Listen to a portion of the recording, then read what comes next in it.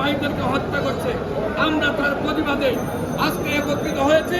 আজকে প্রমাণ করে বাংলাদেশ থেকে ফিলিস্তিনিদের যদি যুদ্ধ করার জন্য অনুমতি দেওয়া হয়, এদেশের সুন্নি জনতা না হলে প্রথম অবস্থায় 5 কোটি মানুষ ফিলিস্তিনিতে যাবে ইসরায়েলের সাথে যুদ্ধ করার জন্য। সবাইকে ঐক্যবদ্ধ হয়ে ইসরায়েলের বিপক্ষে কর্মসূচি যতটা আছে সবটি বাস্তবায়ন করার জন্য আপনাদেরকে আহ্বান জানাচ্ছে। পাশাপাশি ইসরায়েলের সকল পণ্য বয়কট করার জন্য অনুরোধ জানাচ্ছে।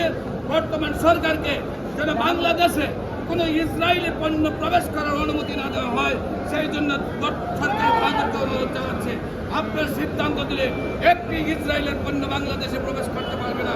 প্রত্যেকটা মুসলমান কান্ট্রিকে বলবো, প্রত্যেকটা মুসলমান কান্ট্রিতে ইসরায়েলের পণ্যকে সরকারিভাবে নিষিদ্ধ করে দেয়। আজকে সৌদি আরব, কুয়েত, দুবাই তাদের জাকাতের পয়সাটা যদি ফিলিস্তিনিকে দিত, তাহলে ইসরায়েল নাম গন্ধ পৃথিবীতে থাকতো না। যেখানে আমার ভাইয়েরা অনাহারে মরছে, সেইখানে সারা বিশ্বের মুসলমান দিকে ভয় আছে।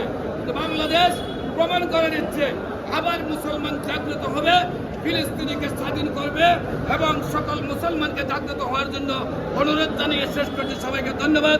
আসসালামু আলাইকুম ওয়া রাহমাতুল্লাহ।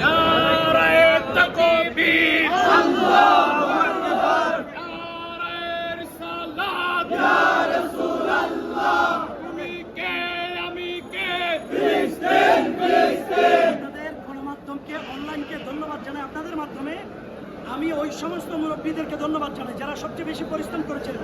আল্লামা এমএমউদ্দিন, আল্লামা বাহাদুর শাহ মুজাদ্দিদি, আল্লামা আবুল কাশেম নুরি, আল্লামা আবুল কাশেম ফজলুল হক, আল্লামা আবুল ফারাহ মোহাম্মদ ফরিদুদ্দিন, আল্লামা সোম আব্দুল সামাদ, আল্লামা জয়নুল আবদিন জুবাইর এবং আরও আল্লামা মাসুদ হোসেন আল কাদেরী, যেই মুরব্বীরা এইভাবে রাত দিন পরিশ্রম করে আমরা জওয়ানদের অন্তর স্পিড জুগিয়েছেন, ময়দান আসার জন্য সাহস জুগিয়েছেন। আজকে এই রাজপথ থেকে আমার ঐতিহাসিক মুরব্বীদেরকে আন্তরিকভাবে আমরা মোবারকবাদ জানাই। যেহেতু এটা আমাদের রাজনৈতিক প্রোগ্রাম নয়, আমরা ফিলিস্তিনের পক্ষে, নির্যাতিত ভারতের মজলুম মুসলমানের পক্ষে আছি। বিশেষ করে দেশের গভর্নমেন্টকে, মাননীয় সরকার অনুরোধ জানাবো, যতক্ষণ পর্যন্ত ভারতে নির্বিচার মুসলমানকে হত্যা করা বন্ধ করবে না, ততক্ষণ পর্যন্ত ভারতীয় পণ্য বন্দর দিয়ে ঢোকা, যাওয়া, আসা সব কিছু অনির্দিষ্টকালের জন্য বন্ধ করবে। ইসরায়েলি পণ্য আমাদের দেশে ব্যান করে দিতে হবে রাষ্ট্রীয়ভাবে। এই দাবিতে আমরা আজকে মাঠে নেমেছি। ইন্ডিয়ার পণ্য ব্যান করে দিতে হবে, এই দাবিতে মাঠে নেমেছি।